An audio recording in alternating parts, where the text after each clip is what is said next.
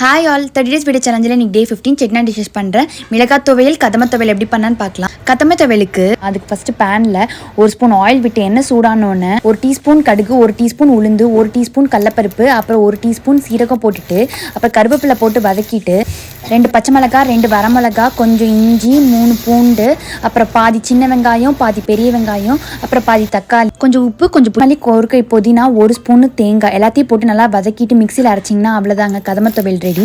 Next மிளகாய் துவையல் எப்படி பண்ணலான்னு பார்க்கலாம். அதுக்கு ஃபஸ்ட்டு பேனில் 1 ஸ்பூன் ஆயில் விட்டு எண்ணெய் சூடானோன்னு ஒரு சின்ன பெரிய வெங்காயம், 7 சின்ன வெங்காயம், 1 தக்காளி, கொஞ்சம் கருவேப்பிலை, 4 வரமிளகா, கொஞ்சம் புளி, உப்பு எல்லாத்தையும் போட்டு நல்லா வதக்கிட்டு மிக்சியில் அரைச்சிட்டு தாளிக்கிறதுக்கு 1 டீஸ்பூன் உளுந்து, 1 டீஸ்பூன் கடுகு, 1 டீஸ்பூன் பெருங்காயம், அப்புறம் கொஞ்சம் கருவேப்பிலை எல்லாத்தையும் போட்டு தாளிச்சு சட்னியில் கொட்டிட்டு நல்லா கிண்டி விட்டிங்கன்னா அவ்வளோதாங்க மிளகாய் துவையல் ரெடி. 2 துவையலுமே இட்லி தோசைக்கு நல்லா இருக்கும். அது கதம்ப துவையல் சாத்துக்கு ரொம்ப சூப்பராக இருக்கும். வீடியோ சேவ் பண்ணிக்கோங்க, எங்கள் சேனலை சப்ஸ்கிரைப் பண்ணிக்கோங்க, ஃபாலோ பண்ணிக்கோங்க, லைக் பண்ணுங்கள், ஷேர்